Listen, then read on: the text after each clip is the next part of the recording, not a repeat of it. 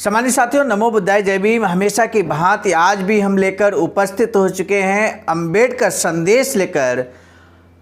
लगातार अंबेडकर संदेश के माध्यम से बाबा साहब के स्पीचेज, बाबा साहब की राइटिंग्स को लेकर हम उपस्थित होते रहते हैं।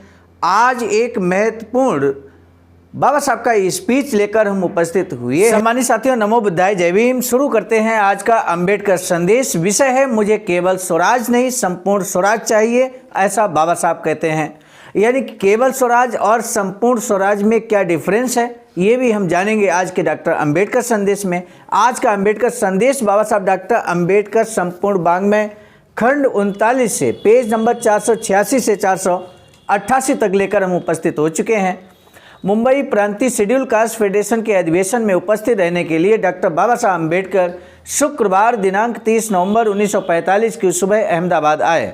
पूर्व निर्धारित कार्यक्रम के अनुसार उसी दिन दोपहर उन्हें अहमदाबाद महापालिका की ओर से महात्मा गांधी हॉल में उन्हें मानपत्र प्रदान किया गया। वह इस प्रकार था। मानपत्र में क्या कुछ था वो हम सबसे पहले आपको बताएंगे। अहमदाबाद महापालिका द्वारा डॉक्टर बाबा साहब को दिया गया मानपत्र doctor B.R. Ambedkar MA DSc बार एट लॉ के नाम। हमारे ऐतिहासिक शहर अहमदाबाद में आप पधारे, ये हमारा अहोभाग्य है। ये मानकर हम आपका हार्दिक स्वागत करते हैं। आप देश के प्रमुख नेताओं में से एक हैं। 6 करोड़ अस्पृश्यों के दिल में आपका अडिग स्थान है। गहरी खाई में फंसे तथा पैरों तले रौंदे गए लोगों के उद्धार के लिए अपना जीवन समर्पित कर आपने भारत के एक महत्वपूर्ण घटक का नेतृत्व आपने जीता है। अस्पृश्यों के साथ परहेज करने वाले लोगों के स्वामित्व में सभी शैक्षिक संस्थाएं होने के बावजूद सभी संकटों का सामना करते हुए आपने असामान्य उच्च शिक्षा प्राप्त की है।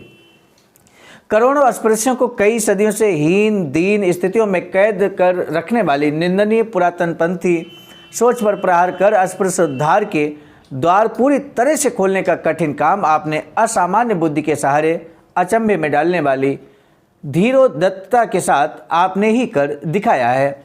अपनी भगीरथ कोशिशों से अस्पृश्य समाज की शैक्षिक तथा अन्य प्रगति करते हुए सामाजिक समता और जनतंत्र प्रस्थापित करने में आपने बहुत बड़ा योगदान दिया है। इस देश के सामाजिक समता आंदोलन के आप ही सच्चे निर्देशक हैं। 40 करोड़ लोगों के हित संबंध जिससे जुड़े हैं, उस भारत के भावी संविधान को बनाते हुए 6 करोड़ अस्पृश्य जनता के बारे में सोचा जाए, उनकी अनुभूति के बगैर ये संविधान अस्तित्व में नहीं आ सकता। इस बात की सरकार को घोषणा करनी पड़ी, क्योंकि आपके नेतृत्व में, आपके मार्गदर्शन में चल रहे अस्पृश्यों के आंदोलन के अदमनीय सामर्थ्य का सरकार को एहसास हो गया था। हिंदी राजनीति में अर्थात भारत की राजनीति में अस्पृश्यों को प्राप्त इस सम्मानपूर्ण और महत्वपूर्ण स्थान की सफलता का श्रेय आपको तो जाता ही है। हिंद भूभाग के गिने चुने सुपुत्रों में से आप एक हैं। उच्च विचार, प्रभावपूर्ण लेखन, अचूक नेतृत्व आदि आपके अमूल्य गुणों के कारण इस हिंदी देश के नागरिकों के मन में आपके बारे में गर्व है। बहुसंख्यकों की अत्याचारी पकड़ से असहाय अल्पसंख्यकों को आपने छुटकारा दिलाया। विधायक सूचना देकर राजनीति के प्रदीर्घ अध्यवसाय के कारण अचूक मार्गदर्शन और राजनीति की उलझने सुलझाने की सामर्थ्य और कुछ स्थापित करने की लगन के कारण आपने उन्हें छुटकारा दिलाया है।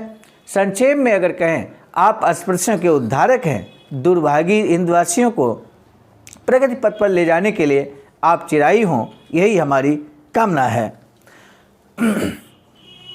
हम हैं। और इसके बाद अपना परिचय लिखते हुए चेयरमैन, वाइस चेयरमैन और म्यूनिसिपैलिटी कमेटी के सदस्य अहमदाबाद, 30/11/1945 को अहमदाबाद।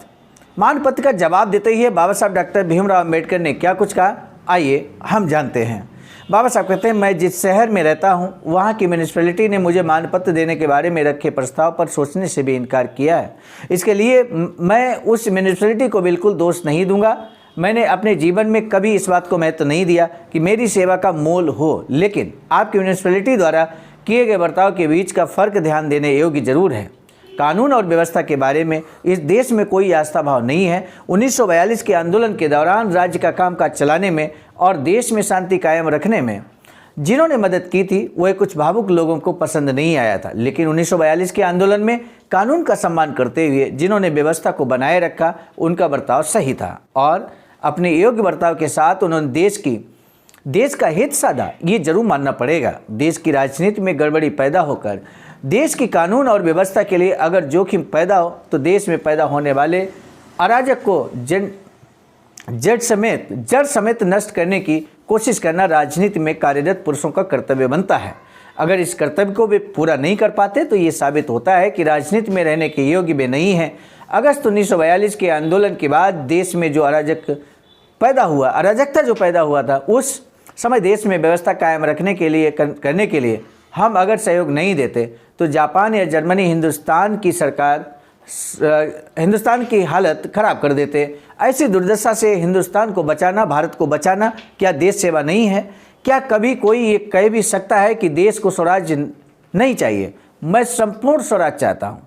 कांग्रेस के 50 वर्षों के कार्यकाल में कभी इस प्रकार की स्थितियां पैदा नहीं हुई थी।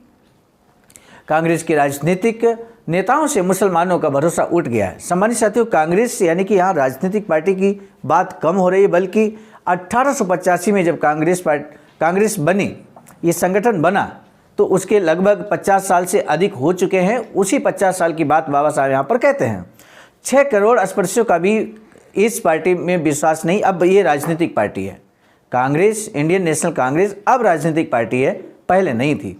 कांग्रेस के नेता अगर चतुर राजनीतिकों की तरह पेश आते तो ऐसा नहीं होता। इन बातों पर बहुसंख्यक हिंदू गौर करें। स्वराज अब हमारी आंखों के आगे, नज़र के दायरे में है। अब अंग्रेज सरकार यहाँ लंबे समय तक नहीं रह सकेगी, लेकिन हम उसे आज ही हटा भी नहीं सकते, क्योंकि हिंदी लोगों के बीच एकता नहीं है, भारत के अंदर एकता नहीं है। आज जहाँ मेरा सम्मान किया जा रहा है और मुझे पता है कि ये कांग्रेस का गढ़ है, इसके बावजूद मैंने अपनी राय प्रकट की, क्योंकि मैं चाहता हूं कि मेरी राय कांग्रेस के हाई कमान तक पहुंचे।